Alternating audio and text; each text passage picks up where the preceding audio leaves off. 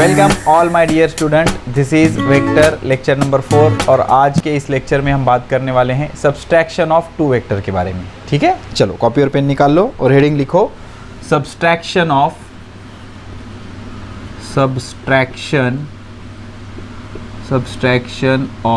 Two vectors. तो इससे पहले हमारे वेक्टर के 3 लेक्चर हो चुके हैं। उसमें हमने तीसरे लेक्चर में हमने 10 न्यूमेरिकल किए हैं, बहुत ही इंपॉर्टेंट न्यूमेरिकल है। और लेक्चर नंबर 1 और लेक्चर नंबर 2 में बहुत अच्छे से हमने थ्योरी कवर की है। ठीक है, तो आज हम बात करेंगे सब्सट्रैक्शन ऑफ टू वेक्टर की। तो सब्सट्रैक्शन ऑफ टू वेक्टर पढ़ने से पहले एक नोट लिखो, वेरी इंपॉर्टेंट नोट लिखो। Note, if n coplanar vector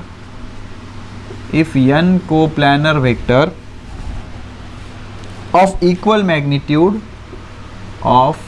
equal magnitude n coplanar vector of equal magnitude are arranged at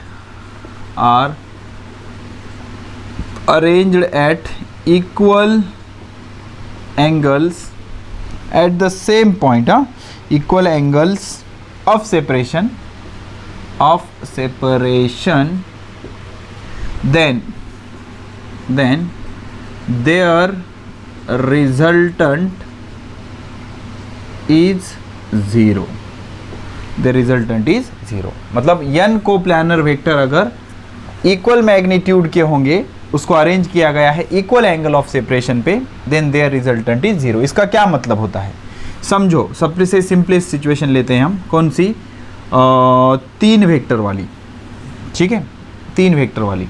okay, तो ये वेक्टर 1 है, ये दूसरा वेक्टर है और ये तीसरा वेक्टर है। तो तीनों वेक्टर कितने एंगल पे है? 60 के एंगल पे है। तो जहाँ से शुरू हुआ था वहीं पर चला गया, तो इसका रिजल्टेंट कितना आएगा? 0। मान लो 4 वेक्टर है, 1 2 3 4, तो चारों को 90 के एंगल पे रखा हुआ है, तो यहाँ पर भी रिजल्टेंट कितना आएगा? 0। मान लो 5 वेक्टर है, 1 2 3 4 5, तो रिजल्टेंट कितना आएगा? 0। तो अगर आपने n वेक्टर लिए, कितने n वेक्टर, ओके, तो उसको अगर आपने इक्वल एंगल पे रखा, कितने इक्वल एंगल ऑफ सेपरेशन पे अगर रखा उसको, तो उसका रिजल्टेंट कितना आ जाएगा? 0। ठीक है, पॉज करके लिख लो इसको। हो गया, चल ठीक है। तो n कोप्लानर मतलब एक ही प्लेन में के वेक्टर चाहिए, तभी इसका जो आंसर है वो कितना आएगा? 0 आएगा। तो आगे बढ़ते हैं और अब समझने की कोशिश करते हैं कि सब्सट्रैक्शन कैसे करेंगे। ठीक है, तो मान लो ये हमारा एक वेक्टर है, वेक्टर A, और ये दूसरा वेक्टर है, वेक्टर B। ठीक है, और दोनों के बीच का एंगल है कितना? थीटा। ठीक है, अब हमें क्या पता करना है? Vector A minus vector B पता करना है। तो इसको मैं कैसे लिख सकता हूँ? Vector A plus minus of vector B, तो कोई प्रॉब्लम नहीं होनी चाहिए। ठीक है, तो ये मेरे पास वेक्टर B है। अब मुझे चाहिए माइनस वेक्टर B, मतलब निगेटिव ऑफ वेक्टर B। तो मुझे क्या करना पड़ेगा? इसके पीछे इतनी ही लेंथ वाली लाइन ड्रॉ करनी पड़ेगी और एरो अपोजिट। तो ये अगर वेक्टर B है तो ये मेरा हो जाएगा माइनस वेक्टर B। क्या हो जाएगा? Minus vector B। समझ में आया? तो ये मेरा वेक्टर B था, इसका opposite vector minus vector B। दोनों की लेंथ कैसी है? सेम, लेकिन डायरेक्शन कैसी है? अपोजिट। ओके, तो ये देखो, ये सीधी रेश है। ओके, स्ट्रेट लाइन मतलब ये पूरा एंगल कितना होगा? 180।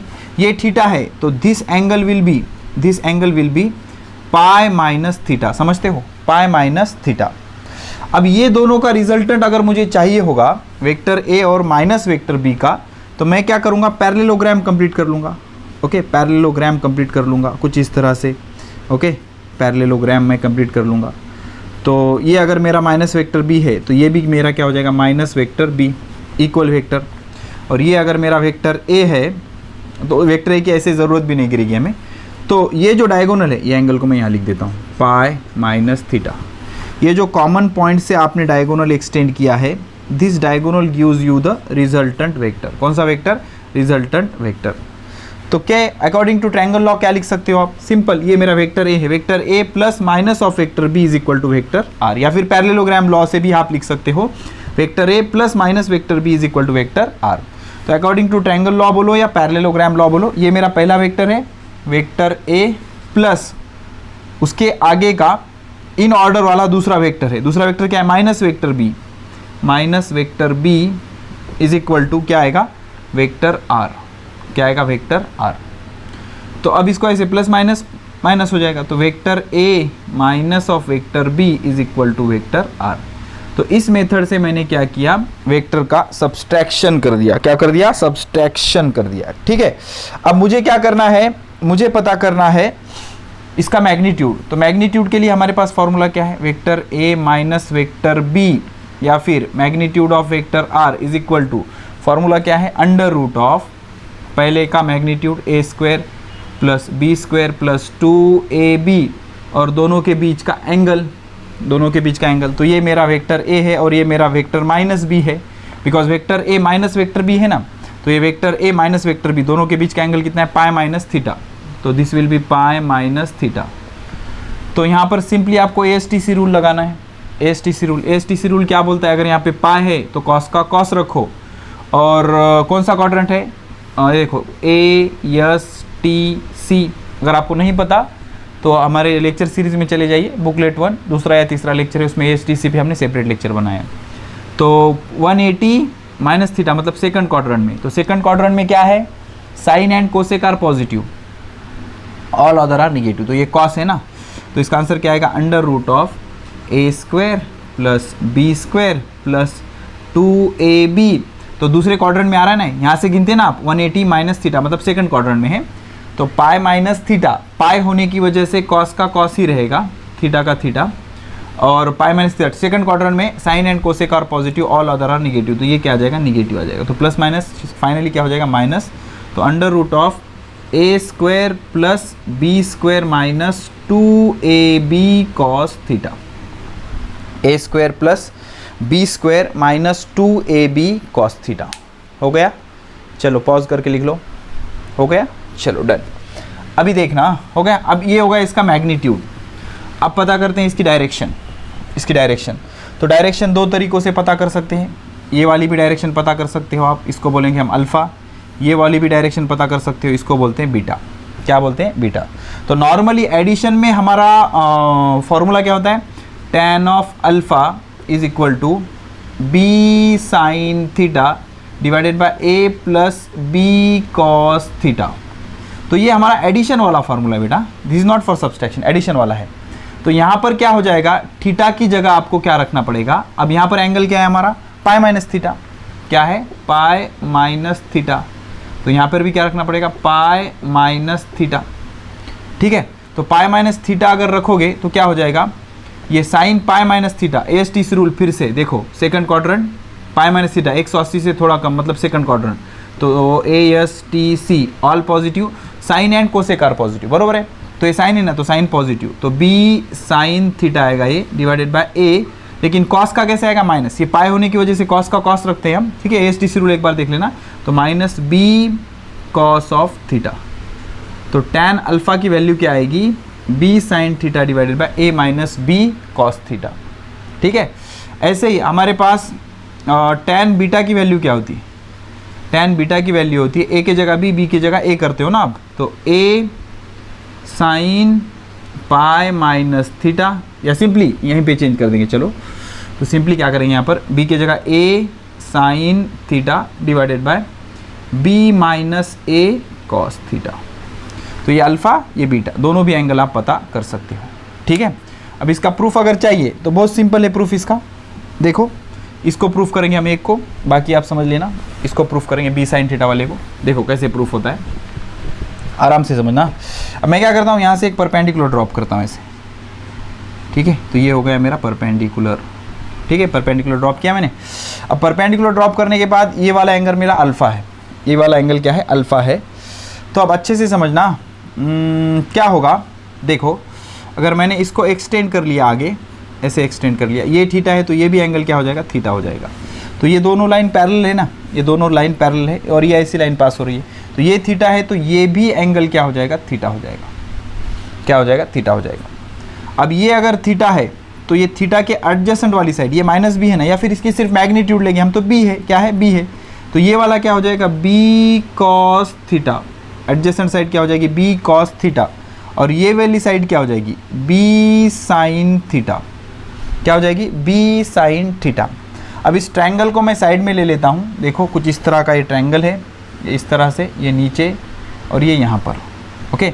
तो ये टोटल लेंथ कितनी है मेरी, ए, समझना बेटा, टोटल लेंथ कितनी है मेरी, ए, और ये वाली लेंथ, इतनी लेंथ कितनी है, ये लेंथ कितनी है मेरे पास, ये लेंथ है मेरे पास बी कॉस थीटा। कैसे है, ये एंगल थीटा था ना मेरा, थीटा था, और ये वाला बी है length, okay, because trigonometric functions are scalar, तो माइनस और वेक्टर के बारे में मैं नहीं सोचूंगा। तो ये बी है, तो ये क्या आ जाएगा, बी कॉस थीटा, और ये क्या आ जाएगा, b sine theta, front side है ना, front side b sine theta, adjacent side b cos theta, तो ये वाली साइड है मेरी बी साइन थीटा, ओके, और ये एंगल है मेरा अल्फा, और ये मेरा 90 डिग्री है। तो आराम से देखना बेटा, tan अल्फा की वैल्यू क्या आएगी, tan alpha front side divided by adjacent side, तो फ्रंट साइड क्या है मेरी, बी साइन थीटा है, बी साइन थीटा है, डिवाइडेड बाय ये जो b sine theta front side हो गई। अब एडजेसेंट साइड मतलब ये लेंथ चाहिए हमें, इतनी लेंथ चाहिए, तो टोटल कितना है, ए में से मैं इतना माइनस करूँगा, तो क्या आएगा, A minus B cos theta.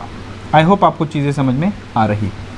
तो tan अल्फा क्या आ गया, b sine theta divided by a minus B cos theta. Simply अगर आपको tan बीटा चाहिए, tan बीटा मतलब ये वाला एंगल, ये वाला एंगल, तो यहाँ से परपेंडिकुलर ड्रॉप करो, देखो ऐसे, यहाँ से परपेंडिकुलर ड्रॉप करो। अब यहाँ से परपेंडिकुलर अगर आपने ड्रॉप कर दिया तो ये झड़ बन रहा है, देखो ऐसे झड़ बन रहा है, ये झड़ बन रहा है, तो ये एंगल क्या आ जाएगा, थीटा आ जाएगा, ये एंगल क्या आ जाएगा, थीटा आ जाएगा। अब ये एंगल थीटा, तो ये मेरा क्या है, ए है, सिर्फ मैग्नीट्यूड लेना है, ये ए, बिकॉज ये ए है ना, तो ये मेरा क्या है, ए। अगर ये ए है तो थीटा की एडजेसेंट वाली साइड ये क्या आ जाएगा, ए कॉस थीटा, और ये क्या आ जाएगा, ए साइन थीटा।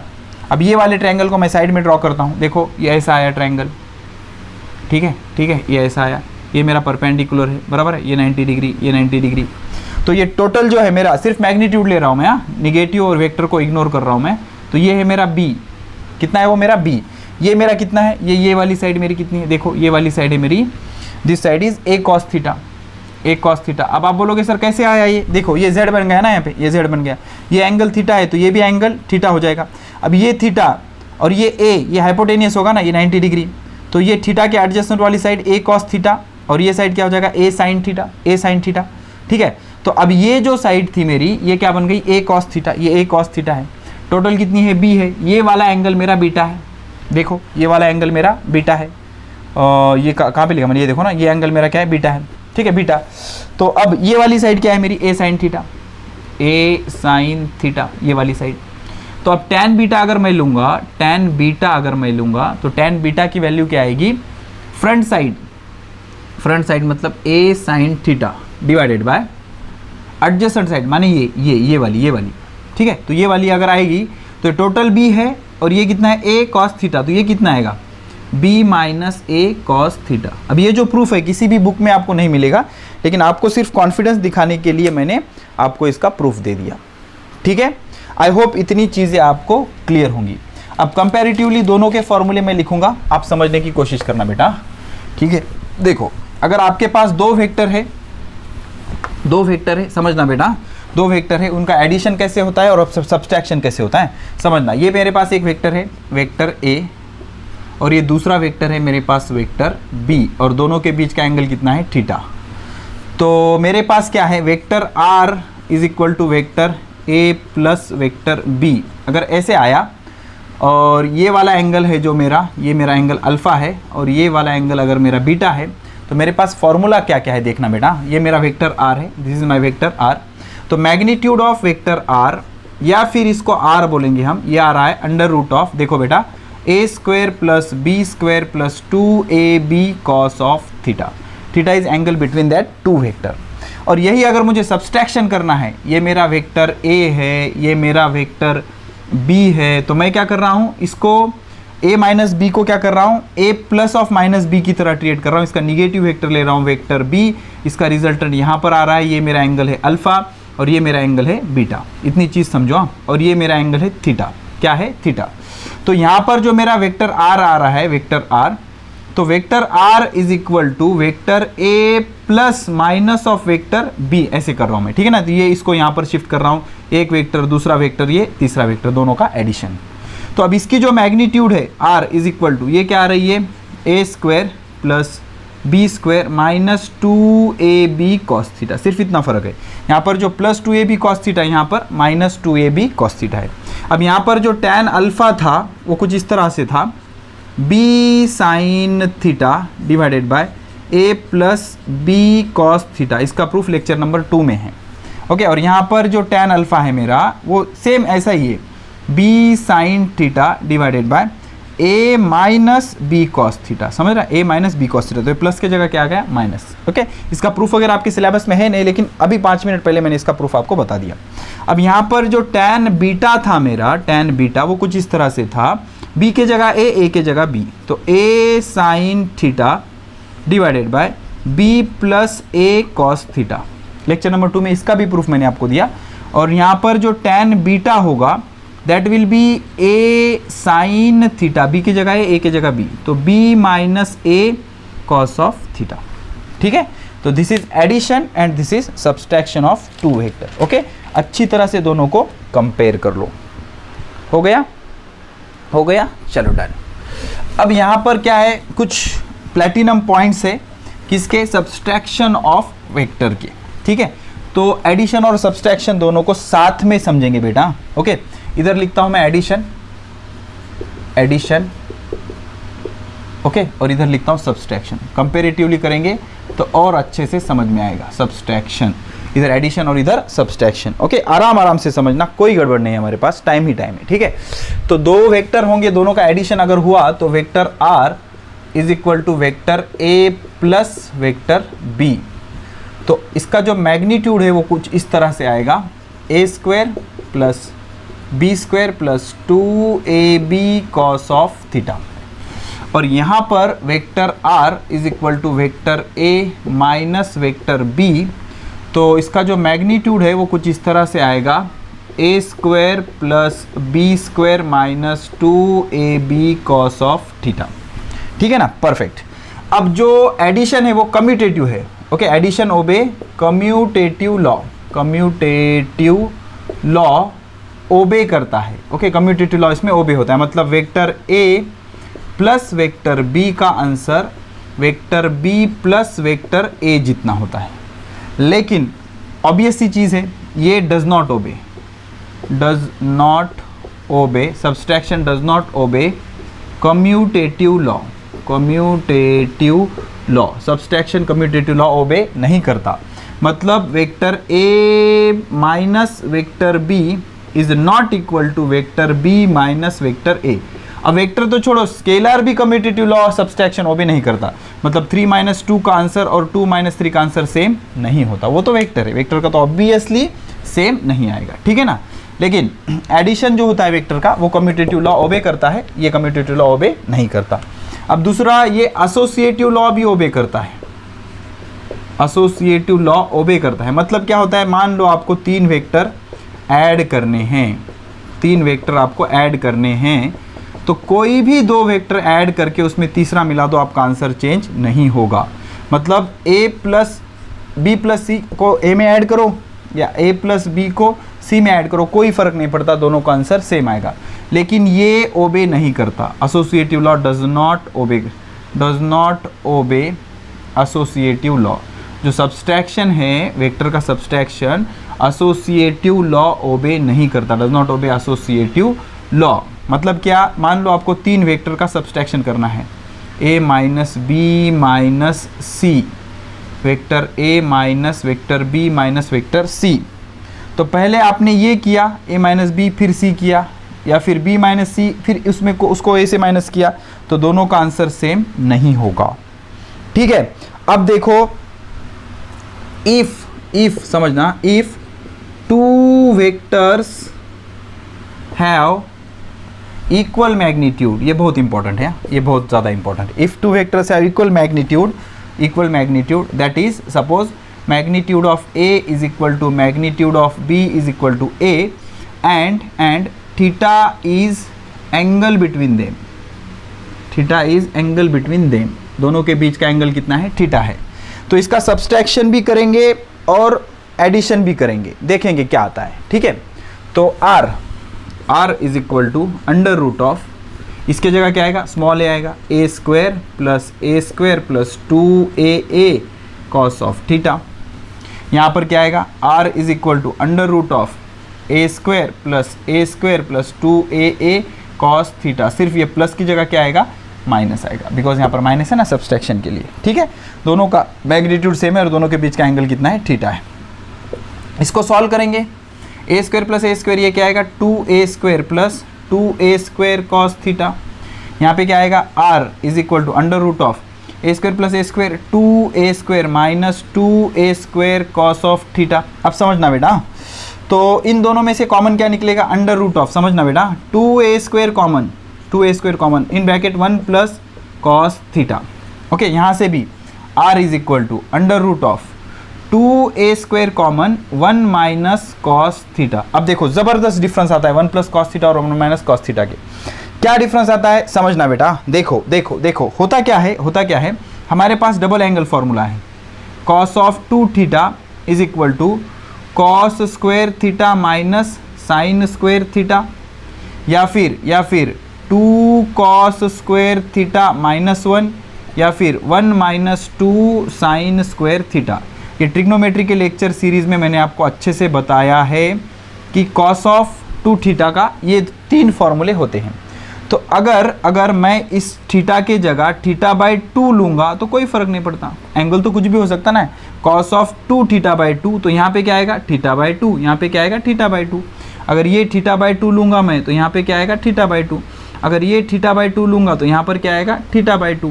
तो ये 2 क्या हो जाएगा, कैंसिल, 2 कैंसिल, 2 कैंसिल, तो बचेगा क्या, कॉस ऑफ थीटा। क्या बचेगा, कॉस ऑफ थीटा। अब मुझे क्या करना है, 1 प्लस कॉस थीटा की वैल्यू रखना है। तो ये जो सेकंड वाला फॉर्मूला है, आराम से देखना बेटा, ये माइनस इधर आके क्या हो जाएगा, प्लस हो जाएगा। क्या हो जाएगा, प्लस हो जाएगा। तो ये क्या हो जाएगा, 1 प्लस कॉस थीटा। तो आराम से समझना, यहाँ पर मैं क्या कर सकता हूँ, 1 प्लस कॉस थीटा की जगह, 1 प्लस कॉस थीटा की जगह, देखो 1 प्लस कॉस थीटा की जगह 2 कॉस स्क्वायर थीटा बाई 2 रख सकता हूँ। ये तो इधर आ गया ना 1 प्लस कॉस थीटा। अब दूसरी चीज़ समझना, अब क्या करो, इसको इधर ले लो और इसको इधर ले लो, तो सिचुएशन क्या आएगी, 1 माइनस कॉस थीटा, समझ रहे हो। तो 1 minus cos of theta is equal to 1 minus cos of theta is equal to, तो वो कॉस उधर चला गया, 1 minus cos of theta is equal to, ये इधर चला गया ना, तो ये इधर आ गया, तो 2 साइन स्क्वायर थीटा बाई 2। जबरदस्त डिफरेंस है। तो हमेशा के लिए याद रखना, 1 प्लस कॉस थीटा का फॉर्मूला क्या है, 2 कॉस स्क्वायर थीटा बाई 2, और 1 माइनस कॉस थीटा का फॉर्मूला क्या है, 2 साइन स्क्वायर थीटा बाई 2। इससे क्या हो जाएगा, देखो, under root of 2a square into 2 cos square theta by 2, और यहाँ पे क्या आ जाएगा, r is equal to under root of 2a square into 2 sine square theta by 2। तो इसका आंसर क्या आता है फाइनली, देखो 2 इंटू 2 4 का स्क्वायर रूट 2, a स्क्वायर का स्क्वायर रूट a, और कॉस स्क्वायर का square root cos of theta by 2, 2a cos theta by 2। अगर दो वेक्टर का मैग्नीट्यूड सेम है और उसके बीच का एंगल थीटा है, तो उन दोनों का जो रिजल्टेंट है उसका फॉर्मूला आता है 2a cos theta by 2, 2a cos theta by 2। Direct याद रखो, दो वेक्टर जिसका मैग्नीट्यूड सेम है और दोनों के बीच का एंगल कितना है, थीटा है, तो दोनों का जो रिजल्टेंट है वो आता है 2a cos थीटा बाई 2। और अगर उनका सब्सट्रैक्शन करोगे आप थीटा एंगल पे, तो 2 इंटू 2 4 का स्क्वायर रूट 2, a स्क्वायर का स्क्वायर रूट a, और साइन स्क्वायर थीटा बाई 2 का square root sine theta by 2। तो सब्सट्रैक्शन करोगे तो 2a साइन थीटा बाई 2 आएगा, एडिशन करोगे 2a cos थीटा बाई 2 आएगा, 2a cos थीटा बाई 2 आएगा। ठीक है, इतनी चीज़ें अच्छे से पॉज करके लिख लो। तो इस लेक्चर में एडिशन और सब्सट्रैक्शन दोनों साइमल्टेनियस आपका कंप्लीट होते जा रहा है। ठीक है, हो गया, चलो ठीक है, आगे बढ़ते हैं और समझने की कोशिश करते हैं। देखो, तो एडिशन और सब्सट्रैक्शन दोनों ही साथ साथ में हम कंप्लीट कर रहे हैं।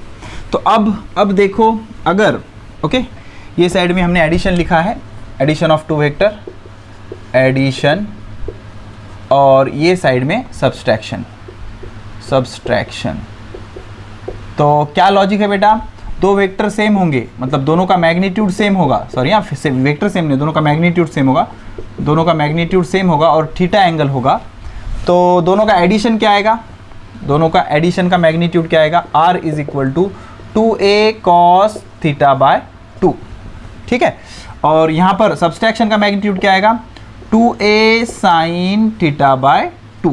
ठीक है, अब लिखते हैं इसकी स्पेशल केस। इफ मान लो if theta is equal to 60, sorry theta is equal to 120 degree, यहाँ पे थीटा कितना है 120 डिग्री है, और यहाँ पर थीटा कितना है if theta is equal to 60 degree है। ठीक है, तो होगा क्या r is equal to 2a cos of 120 divided by 2, मतलब ये हो जाएगा cos of 60 degree, 2a cos 60 degree. cos 60 कितना होता है, cos 60 होता है 1/2, समझ रहे 1/2, तो 2 कैंसिल, आंसर कितना आएगा a, तो resultant is equal to a। इसका क्या मतलब होता है, अगर दो सेम मैग्नीट्यूड वाले वेक्टर आप 120 डिग्री एंगल पर रखोगे, दो सेम मैग्नीट्यूड वाले वेक्टर आप 120 डिग्री एंगल पर रखोगे और दोनों का एडिशन करोगे, तो उसका रिजल्टेंट का मैग्नीट्यूड भी कितना आएगा, a ही आएगा। और हमें पता है दोनों सेम मैग्नीट्यूड वाले वेक्टर अगर होंगे तो उसका जो रिजल्टेंट है उन दोनों के बीच के एंगल को बाइसेक्ट करता है,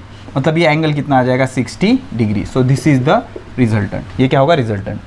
और यहाँ पर सिचुएशन देखेंगे, r is equal to 2a sine 60 degree by 2, 2 2 3 is 30, मतलब ये क्या होगा 2a साइन 30 डिग्री। साइन 30 कितना होता है, साइन 30 होता है 1/2, 2 2 कैंसिल, तो a, r is equal to a। अब यहाँ क्या समझ में आया कि दो वेक्टर है आपके पास, दो वेक्टर है, दोनों का मैग्नीट्यूड कैसा है, सेम है, ये भी a है ये भी a है, और दोनों के बीच का एंगल कितना है 60 डिग्री है, कितना है 60 डिग्री है। अब ये दोनों का सब्सट्रैक्शन अगर आप करोगे, दोनों का सब्सट्रैक्शन अगर आप करोगे तो इसका रिजल्टेंट कितना आएगा a, दोनों का सब्सट्रैक्शन का रिजल्टेंट कितना आएगा a आएगा। ठीक है, तो ये चीज़ समझ में आई आपको। तो दो वेक्टर है, दोनों का मैग्नीट्यूड सेम है, और अगर आप उसको 120 डिग्री के एंगल पे रखोगे तो दोनों का मैग्नीट्यूड या दोनों का रिजल्टेंट, एडिशन का रिजल्टेंट क्या आएगा, सेम मैग्नीट्यूड वाला आएगा a। और वही अगर आप सब्सट्रैक्शन कर रहे हो, ठीक है,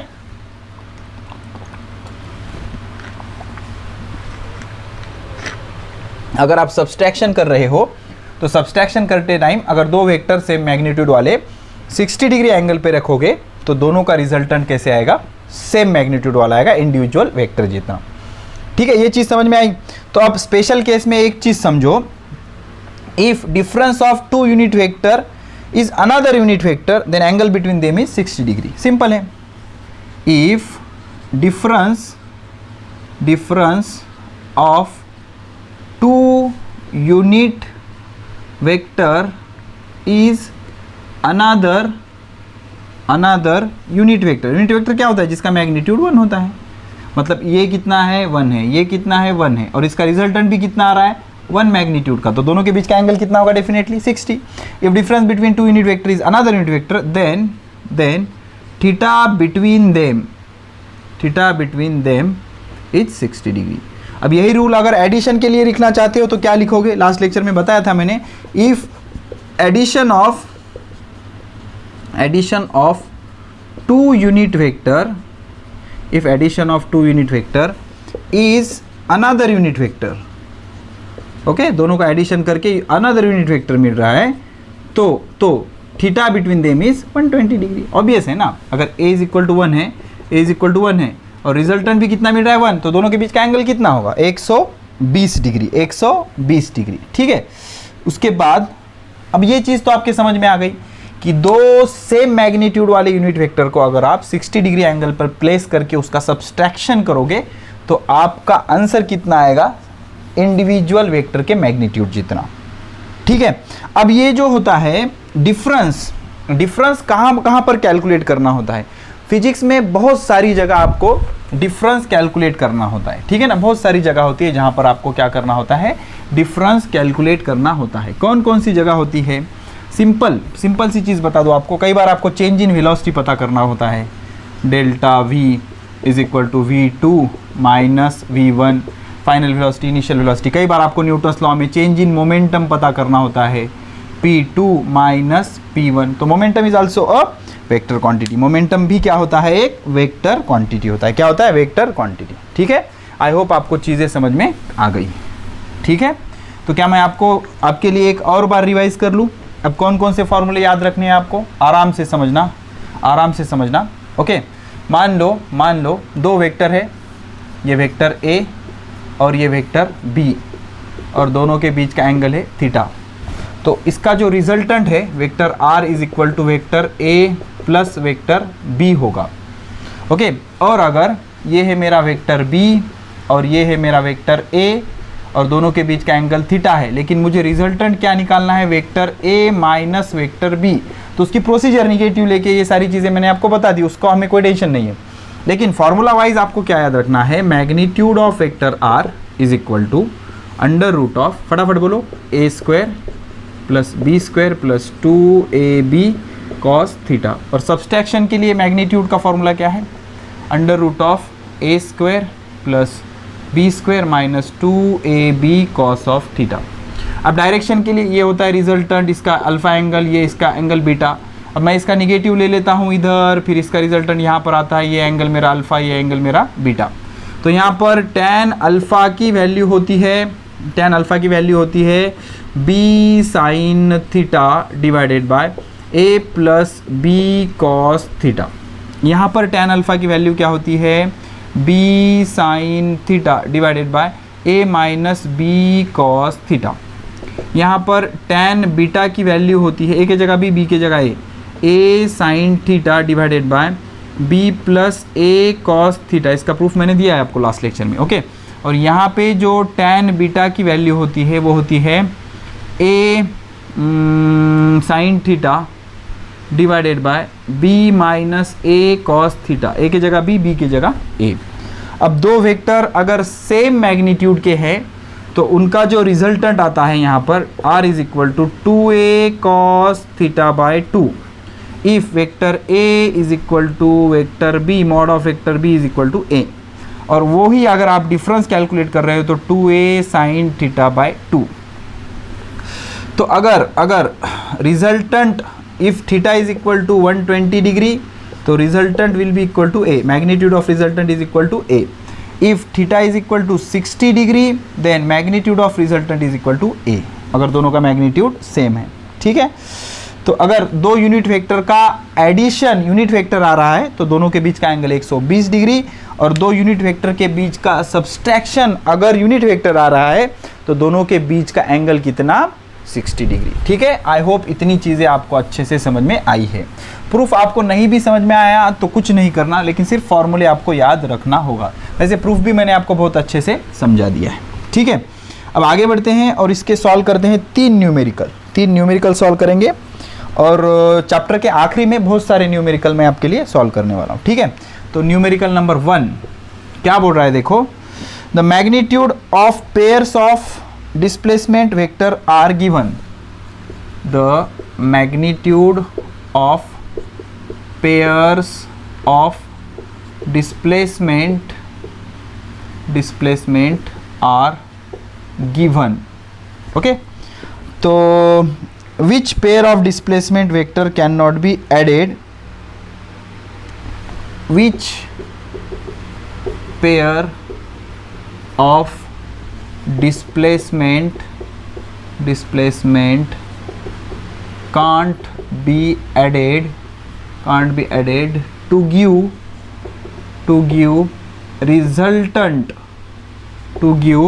resultant of 13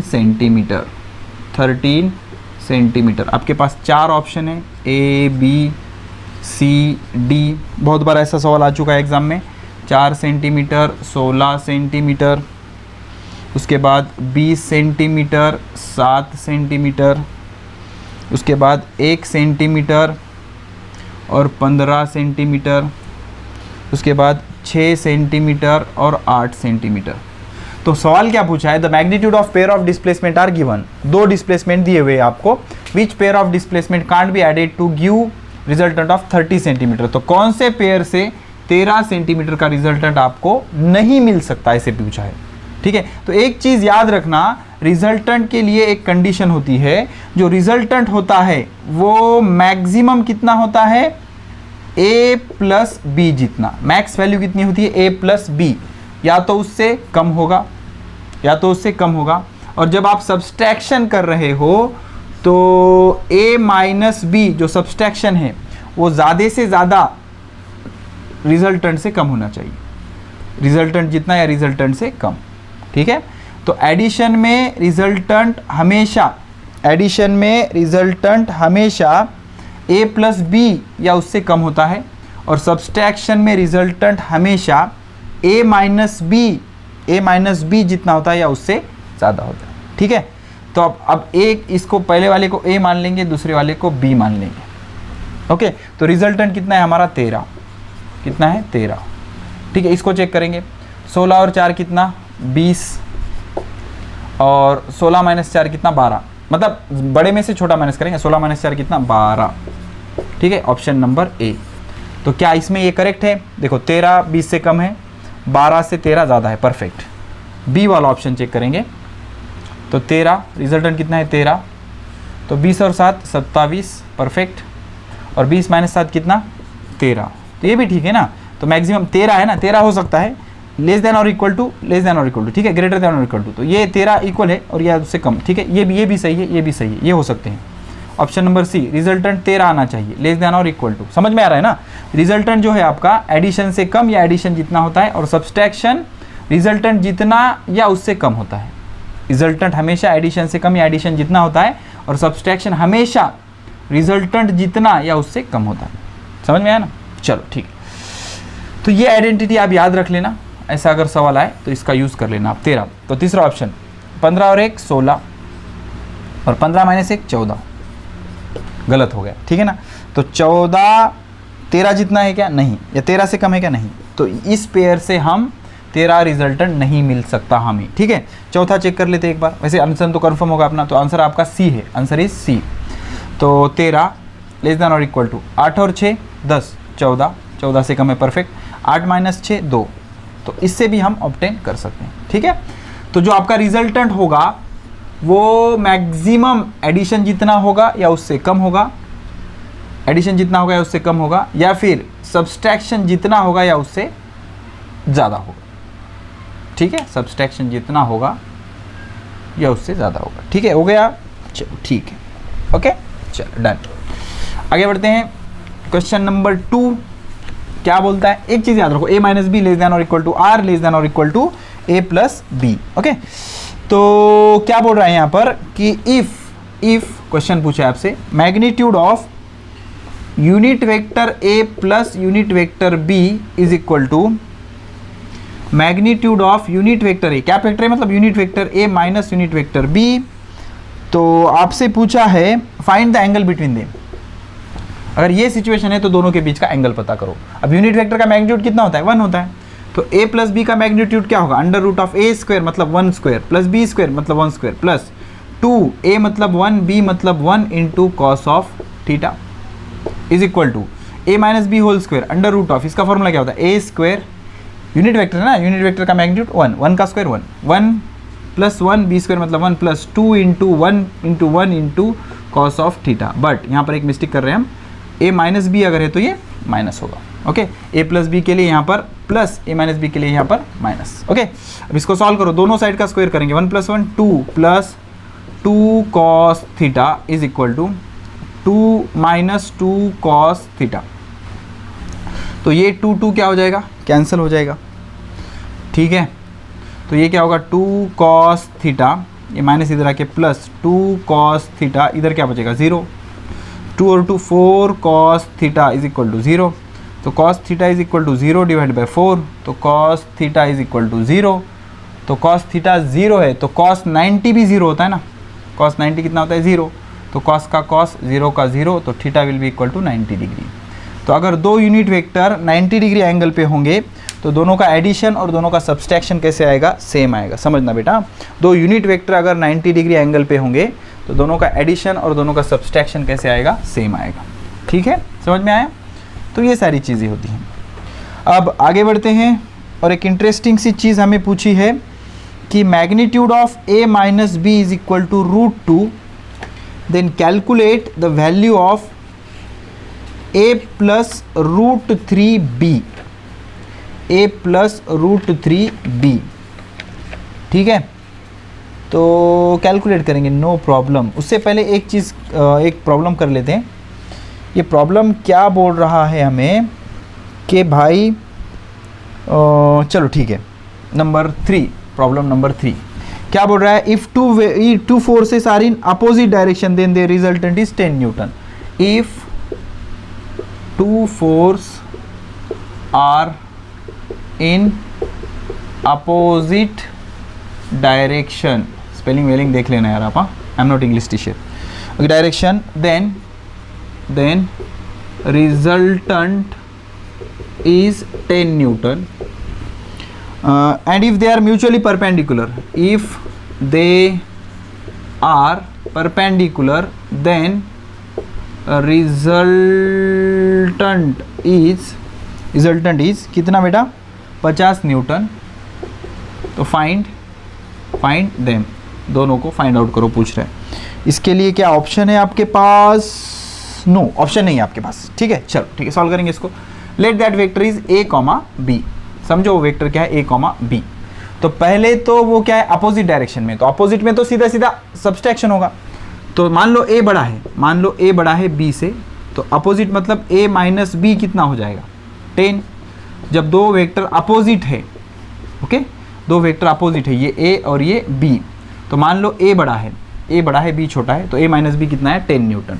अब अगर परपेंडिकुलर है तो रिजल्टेंट कितना है, 50 न्यूटन। तो जब परपेंडिकुलर होंगे वेक्टर A और वेक्टर B, तो दोनों के बीच का एंगल कितना है, 90 डिग्री। तो अब क्या होगा, इसका जो रिजल्टेंट दिया है हमें, उसका मैग्नीट्यूड दिया है 50 न्यूटन। कोई प्रॉब्लम है बेटा, तो यहाँ पे थीटा तो 90 डिग्री है ना, तो थीटा 90 होने पर रिजल्टेंट की मैग्नीट्यूड क्या होगी, under root of a² plus b² plus 2ab cos of 90 degree. अब सबको पता है कॉस 90 कितना होता है, 0, तो ये सभी 0 हो जाएगा इतना। तो r की वैल्यू क्या आएगी, r is equal to under root of a² plus b²। Perfect. तो r कितना है भाई इस सिचुएशन में, 50 है, 50 is equal to under root of a² plus b²। तो दोनों साइड का स्क्वायर करो, 50 का स्क्वायर कितना होता है, 2500, और ये होता है a² प्लस b²। अब इसको इधर शिफ्ट करेंगे, ठीक है। तो a is equal to 10 plus b, a is equal to 10 plus b, तो क्या हो जाएगा, ये 2500 इज इक्वल टू, a के जगह क्या रखोगे, a के जगह रखेंगे 10 plus b whole square plus b²। समझ रहे हो ना, a के जगह क्या रख लिया हमने, 10 प्लस b। तो सॉल्व करो इसको, चलो इसको अच्छे से सॉल्व करते हैं। पहले इसको इसको इधर लिखेंगे, a² मतलब 100 plus 2ab, 2 into 10 into b plus b², तो b² का b² प्लस ये बचा हुआ b², इधर क्या बचा 2500, तो प्लस 100 इधर जाके माइनस 100 हो जाएगा। तो b² प्लस b² ये हो जाएगा 2b² plus 10 into 2 20b is equal to, ये 100 माइनस हो जाएगा ना, 2500 में से 100 गया तो कितने बचते हैं, 2400। अब ये प्लस इधर आके माइनस, उससे पहले ये 2 कैंसिल, 2 1 2 2 0 0, 2 1 1, 2 2 2 0 2 0, तो प्लस 1200 इधर आके माइनस 1200 हो जाएगा। तो ये b² plus 10b minus 1200 is equal to 0। अभी 10th में आपने बहुत टाइम पास किया ऐसे, ठीक है ना, आई थिंक 40 और 30 होगा वो, मल्टीप्लिकेशन इतना आना, एडिशन इतना आना, ओके, क्वाड्रेटिक इक्वेशन है ना, सॉल्व कर सकते हो आप। तो b² plus 40b minus 30b minus 1200 is equal to 0। समझ रहे हो ना, 40 माइनस 30 10 आता है, तो b कॉमन, तो यहाँ क्या बचता है, b plus 40 minus 30 common, b plus 40 is equal to 0। तो यहाँ पे क्या कॉमन निकलेगा, b प्लस 40 कॉमन निकलेगा, और इधर क्या बचेगा, b माइनस 30 बचेगा इज इक्वल टू 0। तो क्या हो जाएगा, ये b is equal to 30, b is equal, sorry यहाँ पे क्या होगा, b minus 30 is equal to 0, b plus 40 is equal to 0, ठीक है ना। तो अब क्या करोगे मेरे लाल, ठीक है, कर लेंगे। देखो, तो b is equal to 30, b is equal to minus 40, इसको इग्नोर मारो माइनस वैल्यू को, तो b इज इक्वल टू 30 आ गया, b कितना आ गया 30, निगेटिव तो नहीं हो सकता ना, इसको छोड़ देंगे। तो b इज इक्वल टू 30 अगर लोगे तो यहाँ पे रखो a माइनस b कितना है 30 इज इक्वल टू 10, तो माइनस 30 उधर जाके प्लस 30, तो a इज इक्वल टू कितना आएगा 40 newton, b is equal to 30 newton, कितना 30 न्यूटन। हो गया बेटा, चलो परफेक्ट। अब आगे बढ़ते हैं और एक बढ़िया सा क्वेश्चन सॉल्व करते हैं, ठीक है, हो गया ये। तो अपोजिट मतलब सीधे सीधे क्या हो जाएगा, एंगल 180 से सब्सट्रैक्शन हो जाएगा, परपेंडिकुलर मतलब एंगल 90 डिग्री। ठीक है, अब क्या बोल रहा है कि if magnitude of cap vector A minus cap vector B is √2, ठीक है, then calculate the value of cap vector A plus √3 cap vector B is equal to what. कोई टेंशन नहीं, सॉल्व करेंगे इसको, बढ़िया से सॉल्व करेंगे। तो पहले तो हम थीटा पता करेंगे बेटा, ठीक है, थीटा a माइनस बी से थीटा पता करेंगे। तो हमारे पास दोनों यूनिट वेक्टर हैं, तो दोनों यूनिट वेक्टर मतलब दोनों का मैग्नीट्यूड कैसा है, सेम है। तो mod of vector a minus mod of vector b, इसका जो फॉर्मूला है मैं लिख सकता हूँ 2a साइन थीटा बाई 2। अब आप बोलोगे सर कैसे, दोनों का मैग्नीट्यूड 1 है ना, दोनों का मैग्नीट्यूड कितना है, 1 है। दोनों का मैग्नीट्यूड अगर सेम होगा, ओके, सेम होगा, मतलब cap vector a is equal to cap vector b, दोनों का मैग्नीट्यूड कितना है, 1 है। तो हमारे पास फॉर्मूला है कैप वेक्टर, चलो ठीक है, ये शॉर्टकट यूज़ नहीं करना, नो प्रॉब्लम, लॉन्ग कट से सॉल्व करेंगे। Under root of A square, इसका मैग्नीट्यूड 1, 1 का स्क्वायर 1, इसका मैग्नीट्यूड 1, 1 का square 1, A square plus B square minus 2ab cos of theta is equal to √2। दोनों साइड का स्क्वायर कर लो, 1 + 1 2 minus 2 cos theta is equal to 2, square root ये cancel. तो cos of theta is equal to 0, minus का तो कोई मतलब नहीं रहता ना 0 के टाइम पे। तो थीटा क्या हो जाएगा, कॉस इनवर्स ऑफ 0, तो थीटा कितना आएगा, 90 डिग्री। तो थीटा तो हमने पता कर लिया ना। अब थीटा पता कर लिया मतलब यहाँ पर देखो पहला वेक्टर, यहाँ पर a कितना है, 1 है, इसके लिए a कितना है, 1 है, पहले वेक्टर का मैग्नीट्यूड, और दूसरे वेक्टर का मैग्नीट्यूड कितना है, √3 है, कितना है, √3 है। और थीटा कितना लोगे अब आप, थीटा 90 डिग्री पता किया ना हमने, दोनों के बीच का एंगल कितना है, 90 डिग्री है। तो पहला यूनिट वेक्टर दूसरा यूनिट वेक्टर के साथ √3 का मैग्नीट्यूड है, तो पहले का मैग्नीट्यूड 1, दूसरे का मैग्नीट्यूड √3, और दोनों के बीच का एंगल थीटा। तो आपको एडिशन पता करना है, सिंपल चीज़ है यार। Okay, under root of A square, 1 का square 1 plus B square, √3 square मतलब 3 प्लस 2 इंटू ए कितना है 1 इंटू बी कितना है √3 into cos of 90 degree. Cos 90 कितना होता है, ऑफकोर्स 0 होता है। कॉस 90 कितना होता है, 0 होता है। तो कॉस 90 अगर 0 हो गया मेरे भाई, तो ये सब 0 हो जाएगा, ये 0 होने की वजह से ये 0। तो 3 और 1 कितना बचेगा, 3 और 1 अंडर रूट ऑफ 4, तो 4 का स्क्वायर रूट कितना आएगा, 2। तो इसका आंसर कितना होगा, 2। The 2 will be the final answer of my question. हो गया, हो गया बेटा, चलो ठीक है। अब लास्ट एक क्वेश्चन करेंगे और इस लेक्चर को यहीं पर ख़त्म करेंगे, ठीक है। Last lecture, sorry last problem क्या बोल रहा है, if magnitude of sum of 2 unit vector, चलो ठीक है, मतलब magnitude of sum of 2 unit vector is √2, perfect. Then find the magnitude of subtraction of 2 unit vector, ठीक है, कोई बात नहीं, subtraction of 2 unit vector is equal to what, ठीक है। अब ऐसे मत कर लेना 1 - 1 0 होता है, ऐसे नहीं होता, ठीक है ना, एंगल उसका पता नहीं है ना हमें, ठीक है। तो 2 यूनिट वेक्टर, आप यहाँ पे शॉर्टकट यूज़ करेंगे यार अपना। क्या शॉर्टकट है कि भाई अगर 2 वेक्टर का मैग्नीट्यूड सेम होता है और कितना होता है, छोटू a, तो दोनों का एडिशन और दोनों का सब्सट्रैक्शन के लिए हमारे पास शॉर्टकट फॉर्मूला है। एडिशन के लिए है 2a cos थीटा बाई 2 और सब्सट्रैक्शन के लिए है 2a sin theta by 2, 2a sin theta by 2। तो दोनों यूनिट वेक्टर है ना, तो दोनों का मैग्नीट्यूड कितना है यहाँ पर, 1 है, और दोनों का एडिशन है, तो उसका मैग्नीट्यूड का फॉर्मूला क्या है, 2a cos theta by 2 is equal to √2। लेकिन दोनों यूनिट वेक्टर है, तो दोनों यूनिट वेक्टर मतलब मैग्नीट्यूड कितना, 1, 2 into 1 cos theta by 2 is equal to √2। तो cos of theta by 2 is equal to, ये 2 इधर ले लो, √2 डिवाइडेड बाई 2। तो √2 डिवाइड बाई √2 को क्या लिख सकते हैं, √2 इंटू √2 आंसर कितना आता है, 2 होता है, ये कैंसिल हो जाएगा। तो cos of theta by 2 is equal to 1 by √2। Cos इधर जाके cos इनवर्स, इधर थीटा बाई 2 बचता है, बी केयरफुल हाँ, थीटा बाई 2 बचता है, cos इनवर्स ऑफ 1 बाय √2। तो cos 45 1 बाय √2 होता है ना, cos 45 कितना होता है, 1 बाय √2।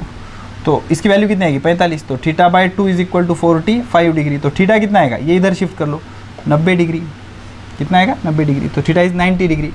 अब पता करना है a माइनस बी, तो सब्सट्रैक्शन का फॉर्मूला क्या है हमारे पास, vector a minus vector b, cap vector है, ऐसा मतलब कैप मतलब यूनिट वेक्टर, तो फॉर्मूला है 2a साइन थीटा बाई 2, तो 2 का 2, मैग्नीट्यूड कितना है, अब वो यूनिट वेक्टर है ना, यूनिट वेक्टर मतलब 1 इंटू साइन थीटा कितना है 90, मतलब ये कितना आएगा 45, 90/2 मतलब कितना 45, तो ये 2 का 2 साइन 45 कितना होता है बेटा, साइन 45 होता है 1/√2, तो 2 को क्या लिखोगे √2 इंटू √2 डिवाइडेड बाय √2, तो √2 कैंसिल, आंसर कितना आएगा √2। ठीक है, तो दो यूनिट वेक्टर अगर 90 डिग्री एंगल पे होंगे, दो यूनिट वेक्टर अगर 90 डिग्री एंगल पे होंगे तो दोनों का सब्सट्रैक्शन और एडिशन क्या होगा, सेम होगा, और कितना होगा √2 होगा।